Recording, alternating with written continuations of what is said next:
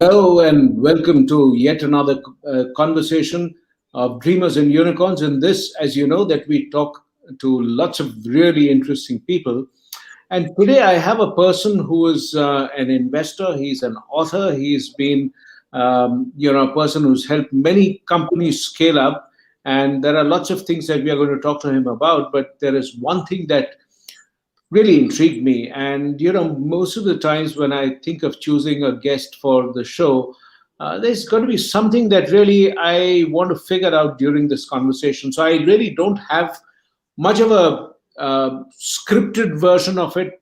We kind of really have a broad view, but let me not spoil everything by explaining it. So let me just say that I'm delighted to welcome David Kidder. Hey, David, welcome to the show. And David is the CEO of Bionic. Welcome.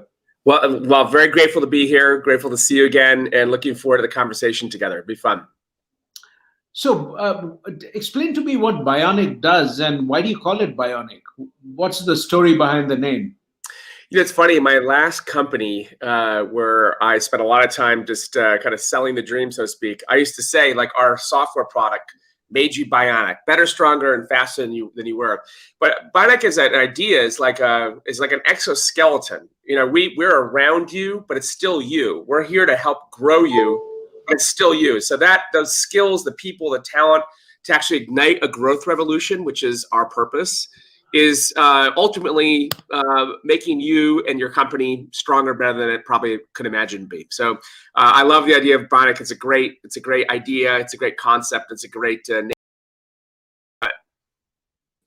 So, David, when you started to talk about your own journey, you've done many different things. I want to just really explore the motivations that have shaped you, kind of things that you cared about, and what got you interested in growth of organizations. And eventually I want to go and talk about this thing which intrigued me, which is the growth operating system. So I'm going to talk about that, but let me hear your backstory. What shaped you? What were those experiences? I've been I think of my entrepreneurship job as a career, right? It's a skill to get good at. And there's some aspects of it that I'm good at and some not so good at. And so over the years, this is my fourth company as a founder. And I'm a co-founder in this company with Ann Berkwich, my amazing co-founder of Bionic since now, I guess, for almost 8 years old. It's a 60-person, $25 million service company. We think of ourselves as a product-enabled service company. We'll get into this.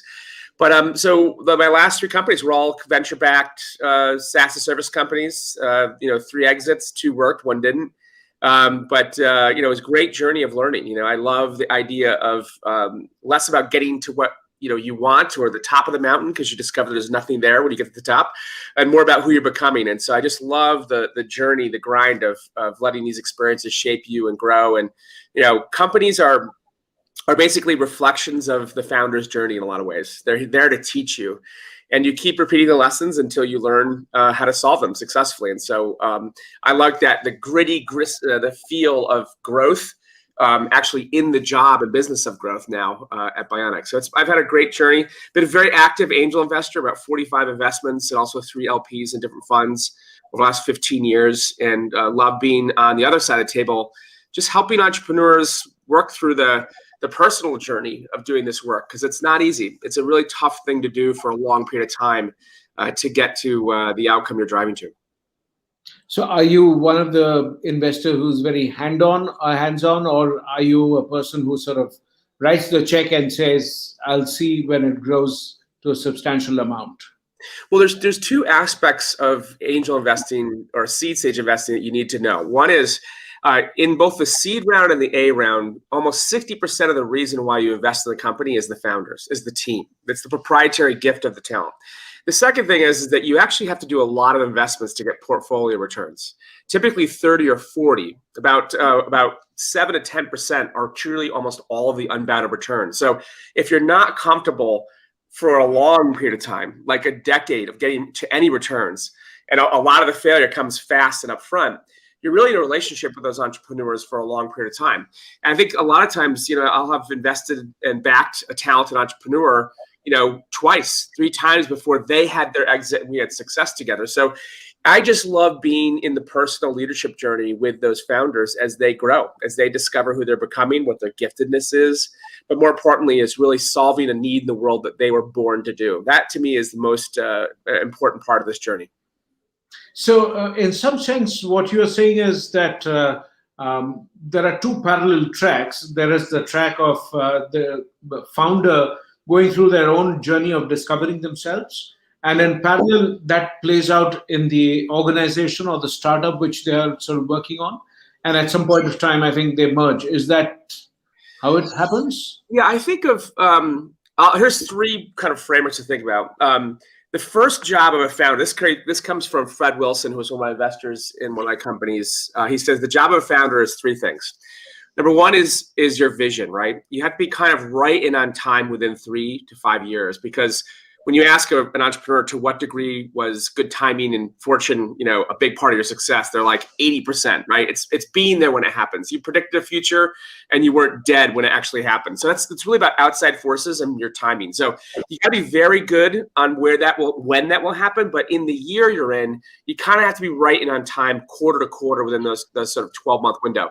And the reason why is because you're deploying capital, resources. So too much capital means you'll be dead before it happens, and too little means you'll be too late. So that timing is really difficult to get right. Second is talent. You got to put the right people in the right seats at the right time, people to deploy that money and actually solve the need, whether it be product or services. Even one mistake of your hiring in the first sort of 0 to 20 employees can be fatal, because by the time you get them in the seats, you hire them, then if they fail, you replace them. It's almost lights out by the time you get the right person in the right seat. That's a year of your life, right? That can be your entire funding round. So talent is the second thing. The third thing is never run out of money. And there's only 2 ways. One is to raise it or earn it. And in a way, they almost take the same energy. So knowing what type of businesses you're building is really important to depend on capital, what you're doing. This next part, these other 2 elements are really critical, that when you're building as a founder, there's actually 2 jobs. There's building the company and building the business. So the company and business are actually different things. They're doing the same job. The company creates the business that solves the need, but the job of building those things as a founder is actually 2 discrete pieces of work. Your culture, the systems, the mindset, the belief, the doctrine that it makes decisions, it leads the people, the hearts and minds, to go solve that need, which becomes the business, from code to strategy and deploying capital, those decisions. But I think of them as separate things knitted together that ultimately win a space. And you have to take very intentional effort and work and mindset to get those things right. So in your career, you've done many of these, yeah? So you've done it many times over. Which of these 3 is the toughest for you personally? And then we'll talk about the general version. What do you find the toughest and why? Well, I mean, culture's an overused word. It's great. I think it's really, I think of it as this system, really. We have a thing called the Bionic playbook, which describes what are the tools that our culture is created. So that our playbook creates the culture. So in a way, you have to look at it as like, if you don't like what's coming out of your business, the company, how they treat people or how well it's working or its beliefs, or you can't really look at the individual, although that's an important thing to look through if you hire well. You got to look at the system, right? You got to fix the way the company leads itself, the way it treats others, treats customers, what it believes, what it's obsessed with, and tweak those things, optimize those things so that the outcome you're getting is improving all the time, because it's going to take a long time. There's never a state where it's ever going to be finished. But you want a healing, optimizing system that creates a culture that builds the company. And as a result of that, the work that gets done of building the business, right? How it solves the need, how it services that need, what tools and functions create this product or the service that lead to that outcome, are really outcomes of building a team and a culture that's cohesive systematically. So I really focus on systems and less on the person when it fails. And I take responsibility for making sure that the culture is actually producing the right outcome as a way of measuring our success. Okay, so you've got a viewer question already. And so this is, of course, also an invitation to all those who've joined in. Feel free to ask all the questions while, we keep talking. For every interesting question that you park there, I'm going to bring it up and throw it out to David, and it's good. He has to respond to these. So there's Preeti from Los Angeles, and she says, can you please ask him, does he also invest in capacity building for enterprises? I guess the follow up. I guess the question is what is capacity? Human capacity. There's mindsets. There's systems. There's resources. Ultimately, for CEOs, we have a company Bionic now that works with large CEOs of large enterprises who have to go through transformations. Their big to bigger is really the business. The core business solves a total addressable market in the world today that's often being disrupted. So the needs and behaviors of customers are changing. And so if they can't adapt, they can't grow. That means they can't really discover, because when disruption happens, the planning model of big to bigger fails. It can't learn fast enough. It can't break its biases to actually solve the need as it's changed. So the ability to discover, what Bionic does is its belief is that venture capital entrepreneurship are forms of management. In the same way an MBA administrates the big to bigger, that discovery job, that new 0 to 100 million revenue, is really a job of mindset and systems, of portfolios around customer problems and needs and not markets. And so the idea of capacity, the question that you're asking, is really one of resourcing. How much resource actually goes into discovery versus capturing or planning as a business? And the reason why it has to be a dynamic decision environment is because when a rate of change outside exceeds the rate of learning on the inside, there creates an asymmetry. And that asymmetry actually accelerates disruption, because you literally are trying to make what you have work and resourcing to create loss aversions, sunk cost biases. These things reinforce bad decision making when actual change is happening in the world. So to your point, capacity to me is both mindset and resources that are in the position to discover new growth. Most companies are wildly under invested in these places because they think of this as innovation. I rarely use the word innovation because there's so much brain damage around it. Innovations is sort of like an everyday idea, as an activation, as a tool. It's almost like a toy inside a big company. Growth is about an urgent model. So in the same way we have like Six Sigma and lean manufacturing and TQM as ways to manage the efficiency, you need an operating system that's designed for growth. You need to bring the pieces together, how you invest, how you take strategy and build portfolios. How do we build special forces for growth? How do we get, we have a Navy. Where are our special forces? Are they skilled? Can we actually grow things? Do we have a funding model that can go from 0 to 100 million? Can we go through the zygote to ugly teenage years of investing, of hard things that take time? And lastly is, can we go fast? Can we operate at speed? Can we get things to market in 90 days that are born to die? The reason why this is so important, that integrated system of growth, that growth operating system, that's the capacity. Do we have the capacity to grow? Is it funded? Has the mindset, the people to actually do this as an always-on skill, just like we have for efficiency? And most companies today don't have that. And what we've pioneered at Bionic is like the anti-Six Sigma of this generation, the anti-McKinsey of this generation. It's a really powerful team and tool and model that can be replicated in large organizations. But it's a great question. More than you wanted as an answer, but hopefully it brings some color around what we do.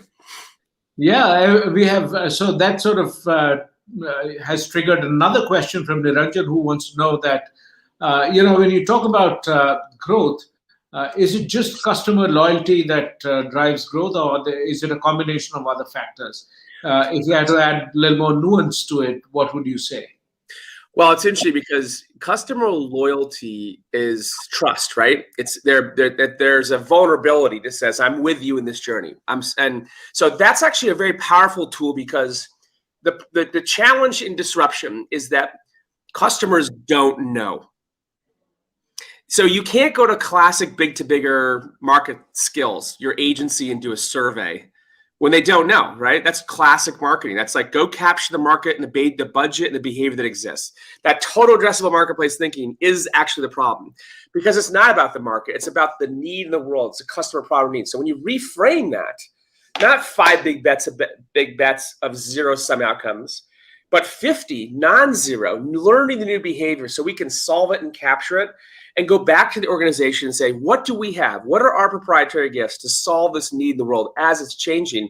Loyalty will teach us in their behaviors, because you're doing it with them, not for them, not inside out, not invention in search of problem. So I love the idea of loyalty, but it's actually only in their behaviors that will teach us where they're going, because they can't tell us because they don't know. So how we work, how we experiment with them is all to tease out, can we find the new behavior and the God metric to scale into that captures that behavior, monetizes it, and solves it with them as opposed to for them. Brilliant. I'm going to sort of, do a little bit of a reset of the place. And so today we are talking to David Kidder, who's the CEO of Bionic. If you don't follow him on Twitter, really recommend that you join him on social media. And he sort of has this really, really, interesting idea about what drives growth, and he sort of describes it as an operating system, which is what I got intrigued by.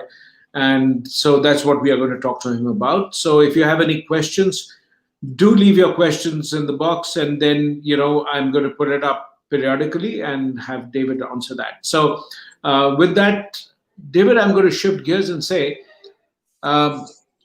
if you had to do a big picture explanation of what is a growth operating system, and then we'll get into the nitty-gritties in a little bit, but just explain to somebody who doesn't understand anything. So what is a growth operating system? A growth operating system describes the model, talent, and capacity for always-on growth. It's bringing together the collection of critical skills as a way to manage growth on a day-to-day, quarter-to-quarter basis that most companies can't do or don't do. So in the same way they have systems to manage the optimization and efficiency and planning of organizations, they have blueprint planning, they have lean manufacturing, they have Six Sigma, they have tools they manage that measure the efficiency. There is not one that exists to lead and manage growth in most organizations. They call it innovation, right? They launch 100 things. 100 things get launched. We have a lot of activity, a lot of ideas, and they never die. And the CFO and COOs flip out because they have 100 things that'll never die, and everyone's making their idea work. The whole company gets excited and then intellectually dishonest because they have to be. They have to make their idea work. And the worst thing in the world to do is fund an entrepreneur or an entrepreneur who loves their idea, right? Because they'll never die.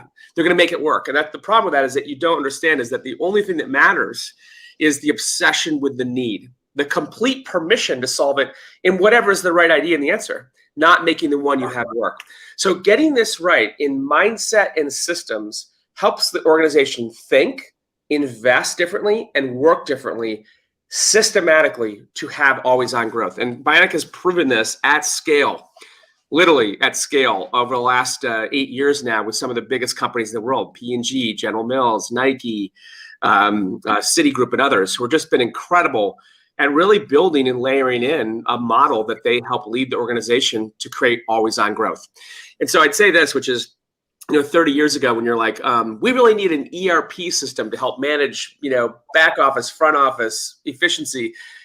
How can we take this local product and make it global? Like, they can do that in their sleep today, right? You can operate at will today because of these tools. The question is why can't we grow at will today?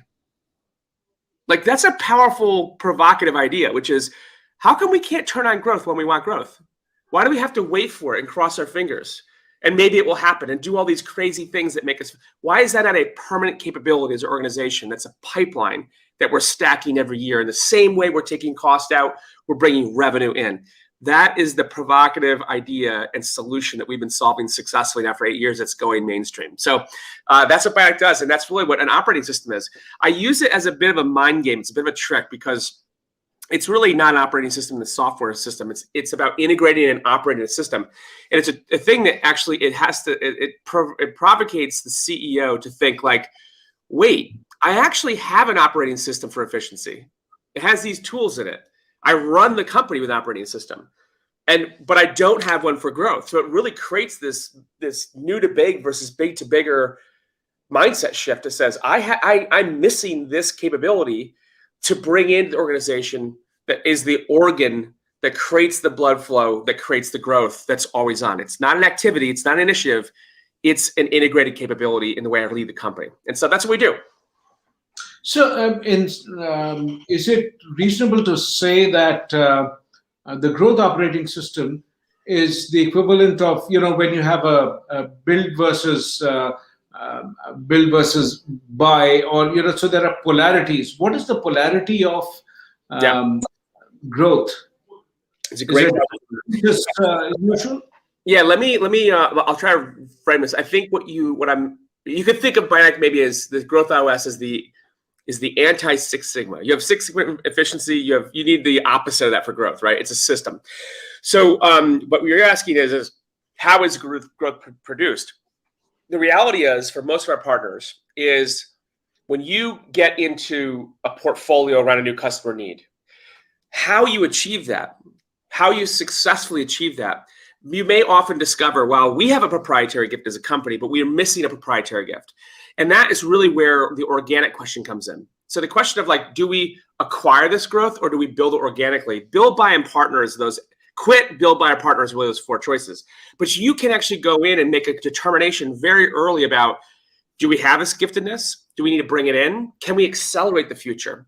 So if you can get there to that need fast enough, a model innovation where you have a proprietary gift, and someone solved that technologically speaking, you could just acquire that and tuck it in and grow it and scale it. Maybe, and so those strategic decisions about how you win the need in the world, the permission is very wide. It's no longer a question of we must acquire this, or we must grow organically, or we're good or bad either way. It really it ends the sort of internal psychological war about what we have to be able to win a space. And it really comes down to giftedness. Two mediocre companies don't make a great company. You can't smash together two incrementally bad companies. So when you find two proprietary gifts, solving a need in the world where that 1 + 1 = 3 or 10, that's when you acquire. If you don't need that tool because you have it inside of you, you release it to the world. So those answers to organic versus inorganic become very clear throughout the pipeline as the commercial truth is in the room. I'll just say this, we could jump to this next questions, which is, I have a lot of CEOs either after I do a keynote or in the process of this work, they realize, oh my God, my company doesn't tell me the truth. And whenever I hear that, or it happens often, is I'm like, yeah, it doesn't tell you the truth, and that's on you, right? It's not a criticism. It means that the culture can't fail, or the cost of failure is so high they have to basically lie, and so that's a terrible place to be in. So the only way to get into truth in the room is to lower the cost of failure. So these people can speak and tell the truth based on the science of validation to a CEO whose job it is to create unfair advantage for them, but not subordinate so they demand a truth that's not true, which is, has failed a lot of large organizations, but to create a partnership where those people are together solving a need in the world. And so I think that we replicate that same environment. It's a huge alleviating factor for companies getting trust in the room, going in offense, feeling the courage to really lean into this work. And it's really about truth. And I love that aspect of our work. So, there are lots more questions which have come up, and just there's a quick one. Karthik wants to know that, when you think about predictable revenue, is that, even doable? How does one manage to build predictability?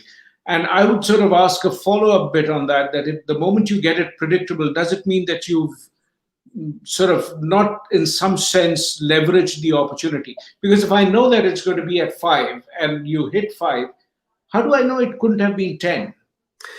Yeah, I mean, it's a really it's a complex question he's asking. So it's a good question, but let me answer the second part first, which is predictable revenue comes in waves, right? So revenue can be predictable when you understand the need and the sort of behavior and budget, so to speak, that's allocated to that need or that problem in the world.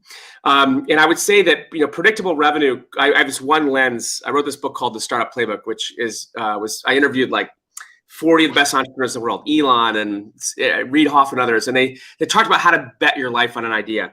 But when your revenue grows forever, basically in linear, you've discovered a new need in the world. It means you've actually created a painkiller, not a vitamin, right? You solved the chronic, lifelong, malignant pain in the world that people will always, once they turn it on, they'll never stop doing it. And they often didn't even know they need it. So the nuance between this is I actually think there are predictable revenue streams in the world, but they're typically reframing the problem or need, right? And so what you're describing is the other dimension, which is that TAM to tap problem. Oh my God, the total addressable marketplace for, let's say hair loss products, right? Like I want to grow my receding hairline back. I want to get my hair back is 1 billion, right? Small marketplace. Over-the-counter drugs can solve it because I'm willing to put chemistry in my head to get my hair back, right? But the marketplace for keeping the hair I have, just preserving it, is actually 50 times bigger. Because just slow it down. So I don't need to grow. I just want to I'm going to slow down. Like that's an example of a total addressable need in the world that's orders of magnitude bigger than the actual person who would actually pay money to get it back.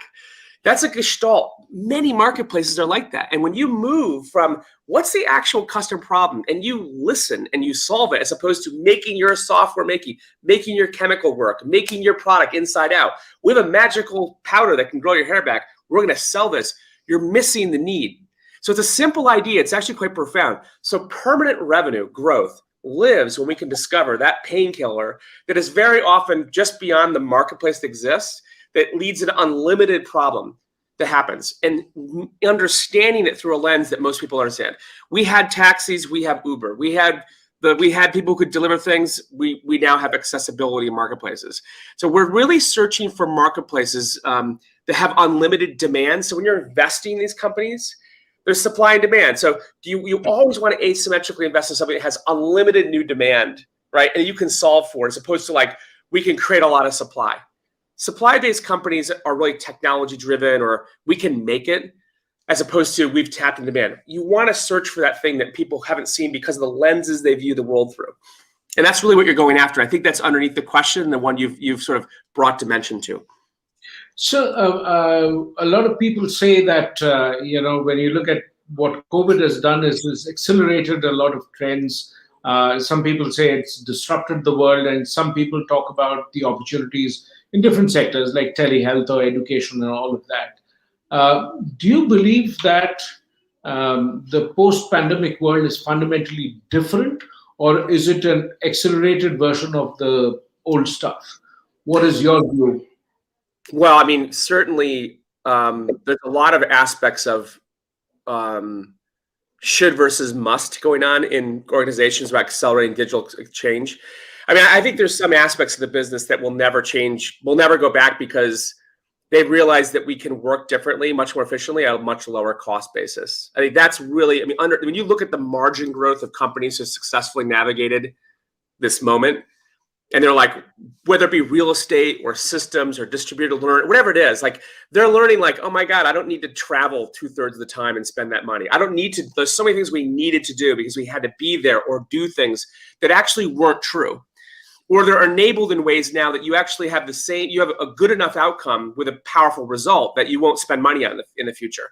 And that's changed our digital architecture, what we've accelerated, what we're abandoning so this is a bias crushing moment about what we believe to be true. So there's some things that will be permanent as a result of that. But there's also new needs and habits that are formed where we were buying vitamins, right? But we actually were buying painkillers. We didn't know it. So like home delivery food services, the before and after of Blue Apron was, that model alone was probably a fatal path that now became successful because they had enough time and money and demand to say, I'm not going to go to a restaurant really for a year, but I need high quality food in my home. Right, someone needs just to do it for me because the mental bandwidth to like cook, clean, manage my house. It was a huge painkiller. Before it was a vitamin, it was just a hobby, right? To do that, what a nice experience. You could cook for yourself. Well, it turns out it's a permanent habit. So things like that create new habit. Once you get beyond 69, 70 days of things, those needs are not going away. They are going to become permanent new line items in your life. There's this great app called Truebill. I encourage you to download it. Because what it does is it reveals the role of subscriptions in your life. So here's my challenge to the audience, which is download Truebill, connect it to your credit card and your bank accounts, and let it do its work. Because it's going to tell you how many subscriptions you're actually paying for on a monthly basis in your life. What you're going to discover, it's going to be shocking. There are things in your life you're paying for that you may not even realize, most likely you don't, that are activated, providing value that you're paying for at real cost, that become permanent habits in your life that are passive.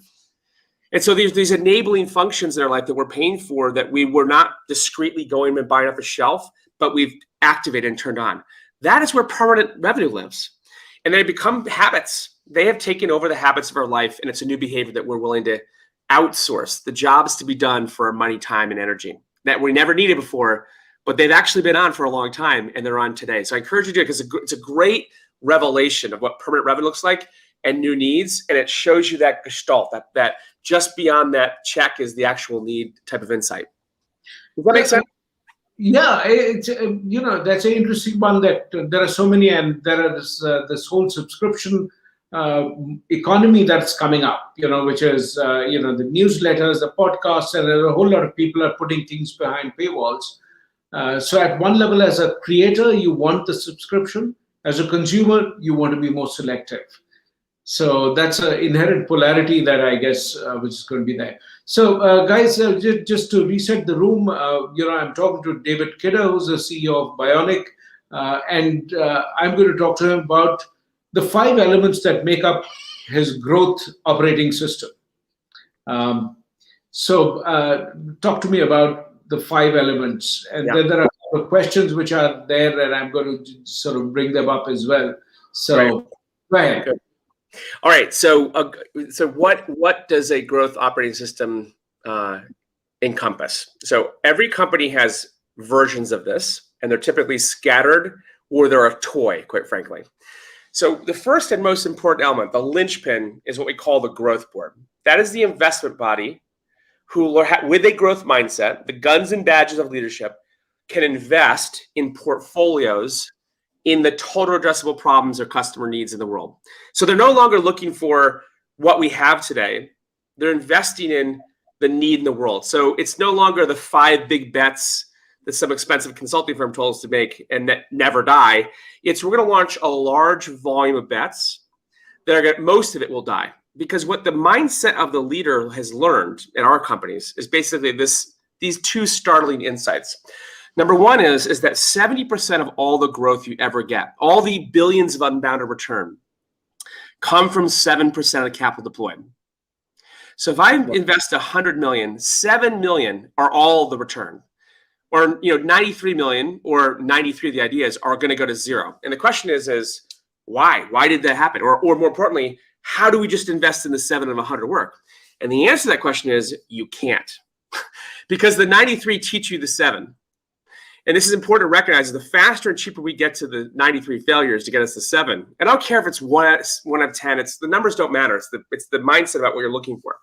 Sure. Is because we have to go back and say, well, why did we invest in them? So when you go back to the beginning and say, well, why did we invest in those 7? There are 2 investment signals in the early stages. The first one is high conviction. And what that describes is a deep understanding, a proprietary gift of why us and why now. What is the outside force that we do not control that's making this happen? And what's our proprietary gift? That's a signal. The second signal is disagreement rates. We make all of our money from the ideas with the highest disagreement rates. So it's really about non-consensus investing. So when we have consensus, we're basically screwed because we're planning. Like, that's not discovery. It's the very nature of us planning means we're consensus around this is a good idea. And when we think it's a good idea, that means that we haven't learned anything new and we haven't brought in new to the world. We're not learning, we're reinforcing. So once a leadership team, that growth board, can understand how are we reframing a large volume bets with a high degree of failure, non-consensus, high conviction, decision-making, they become better investors because they create the permission to learn. That's the first job. They have to have a growth mindset and they got to become great growth investors. So the other components are discover, validate, and build. Discover is how do we take this super expensive, beautiful mind strategy we bought from an expensive consulting firm and make it the right portfolios? How do we reframe them in the total addressable problems in the world? And then do the generation of the solutions to that problem. So we start with the right 20 or 30 or 50 so that we can begin the investment journey so we can validate them. That's the third component. We need special forces for growth who can move fast, tell the truth, lower the cost of failure, and run the experiments to get out of the dark alleys and into the light, so we know what we should build, which is the third element, which is we got to learn to invest across the stage of venture. They replace classic tollgate financing inside of a company with venture, so teams can sell the dream and unsell the dream, moving back and forth across the stage of seed ABC rounds. Those rounds are like raising children, right? Zygote to 5-year-old, 5-year-old to 10-year-old, 10-year-olds to ugly teenagers. Each one of those stages is a different set of questions and a different set of metrics. You're learning about signals that become indicators that become metrics.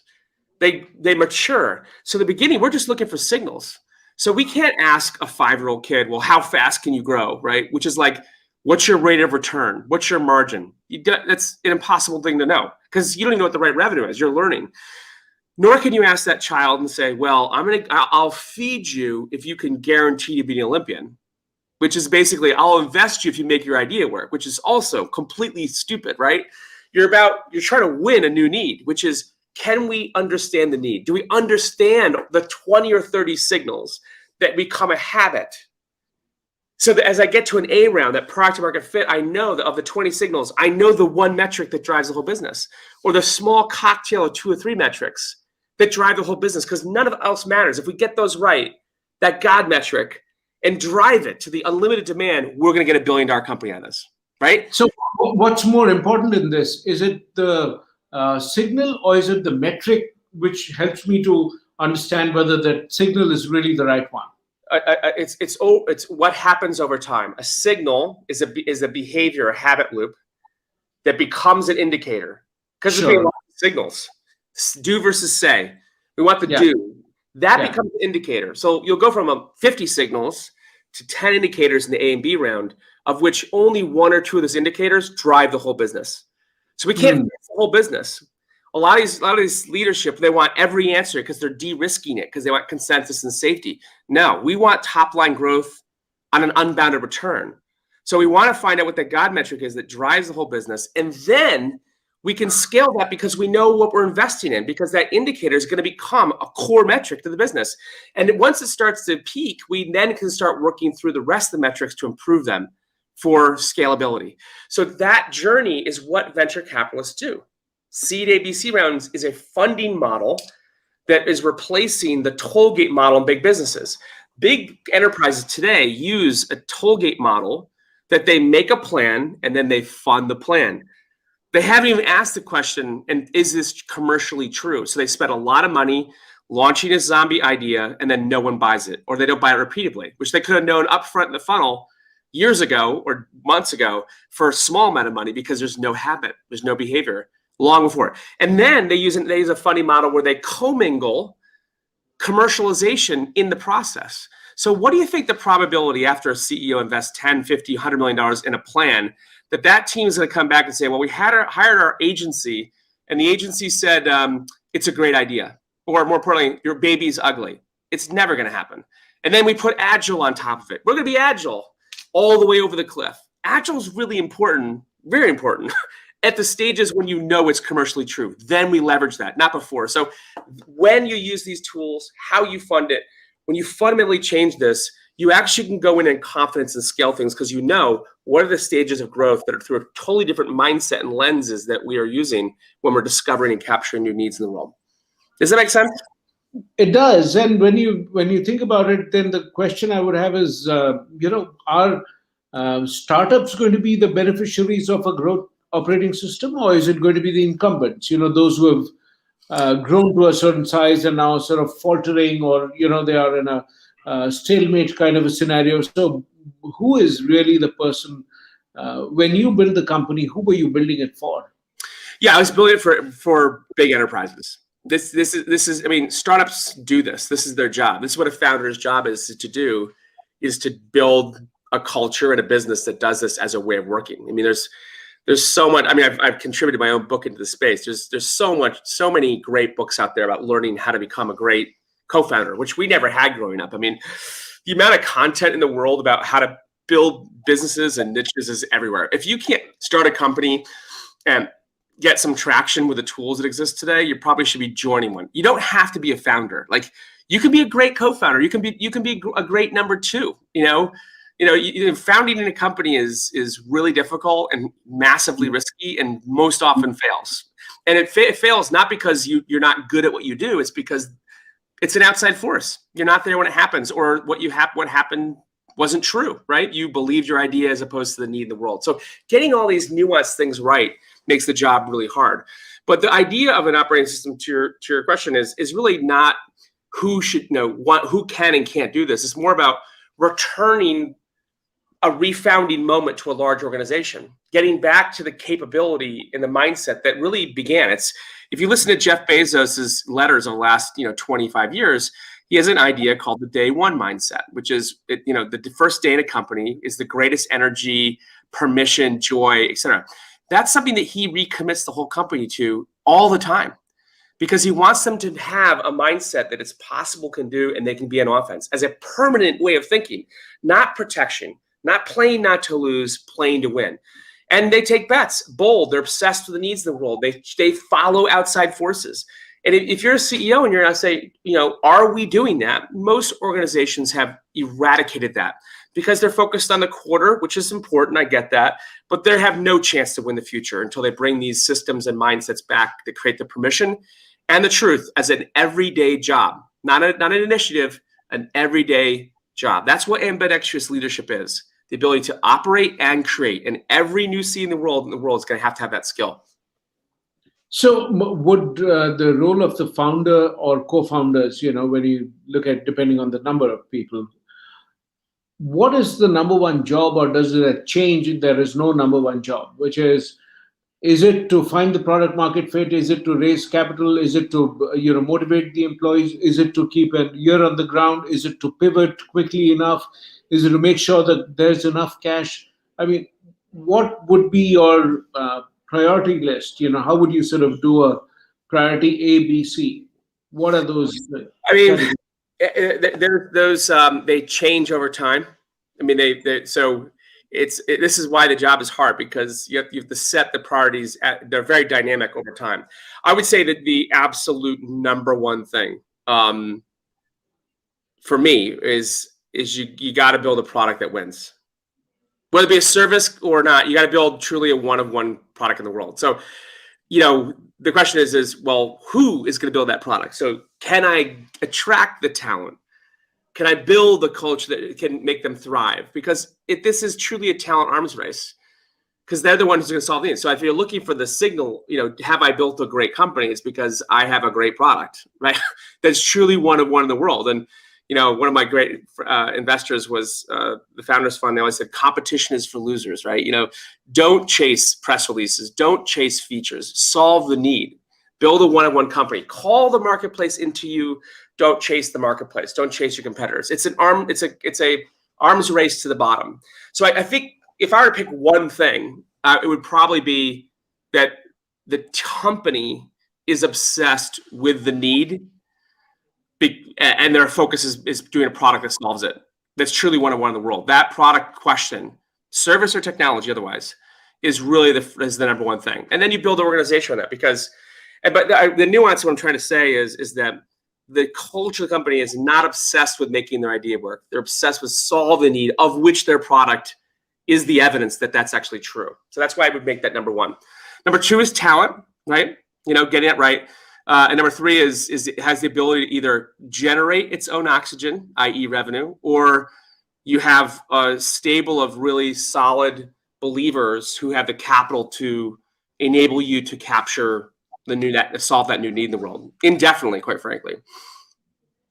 When you look at the books that have shaped you as an entrepreneur, as a writer, what are some of those 2 or 3 books that you think are really supremely useful and impactful?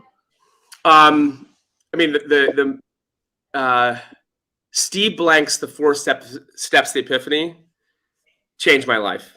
That book is the most important book I've ever read in business. I haven't read. But tell me again the name. It's Steve Blank's The 4 Steps to Epiphany. He wrote it while he was teaching at Berkeley or Stanford. I think it was Berkeley, actually. That was his like interclass book, and so much has come out of that book. Lean Startup has come out of it, and others.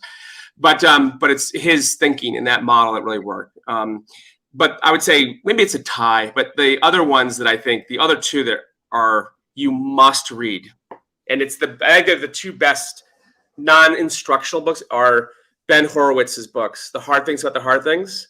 Oh yeah, and What You Do Is Who You Are. They are far and away the greatest like truth of founder-led journeys and who you have to become to do this job well that you could ever buy. And as a small plug, if you're looking for just really good advice, the book we wrote 10 years ago, The Start Playbook, it's the best advice on like the top 3 lenses that Elon, Sarah Blakely, Robin Chase, that book is basically like a toolkit, A and B roll of just great wisdom of how to actually do the job. Like I wrote the book because it's like a gut test. Like when you're testing your gut, like, am I making the right decision? Going in there and opening up, like, there's a whole section like hiring and firing and funding, managing your board and managing yourself and how to deal with failure. You can read 20 quotes from Elon and all these other people and be like, okay, I'm not crazy. Or that makes no sense to me. If it doesn't make sense to you, you're probably like, oh, I'm drawing from the wrong biome of my experience. So I use that as a tool even today to see like, am I really understanding this with a dimension of making a good decision? So that's a great toolkit. But those 3 books, this 4 Steps to Epiphany and both of Ben's books, I think are the greatest startup business books of all time. Yeah, so you're talking about the 4-Step Epiphany, and then you're talking about the Hard Thing About Hard Things by Ben Horowitz, and also by him, the more recent one he's written about culture. Yeah. So that's also another great one. I just heard him on this podcast, which he does, A16Z Live, where he answers something called what's called the boss questions. So how do you take those decisions? Which I think is a really very, very good podcast. I would sort of look at that. The other one that the other one that I would sort of really think, which I really liked, is Peter Thiel's book where he defines 0 to 1. Which I really thought was an interesting idea. Where how do you think about something as a it's a more of the same, or it's a truly original idea? Do you think more startups succeed because they are truly original one in that category, or is it that you don't have to be the first one to the market, but if you can improve the first one, whichever is in the market, and do something way better, you're more successful? Which of these two? I mean, they're just fewer of the one companies for sure. But I think that when you look at, execution, engineering execution, evidence, tool, like those things. I mean, if you look at, so 0 to 1 is a fantastic book, of course. Peter's literally a genius, and having spent time with him, I described those. He has 7 sort of lenses, and the Startup Playbook has 5, but they're very similar. And they, in the beginning, you're looking through lenses in your mindset of deploying your time, energy, and capital. And so the question is what are you investing that time, energy, and capital in? And the 5 lenses of the 7 that are kind of outlined in 0 to 1 are basically this. The first one is proprietary gift. Why you? What is the thing you know about the world that no one else in the world knows? And that's really the secrets. And you never give your secrets away. Peter always talks about that's where that competition is for losers. Why would I tell the world my secret? The second is you have extreme focus. In a way, optionality is the enemy. The more things you do, the weaker the company. So getting focus on the need and how you're going to solve it is hugely critical.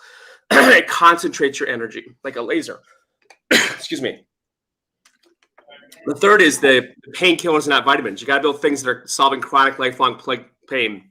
The last 2 lenses are about execution. So the 10X factor.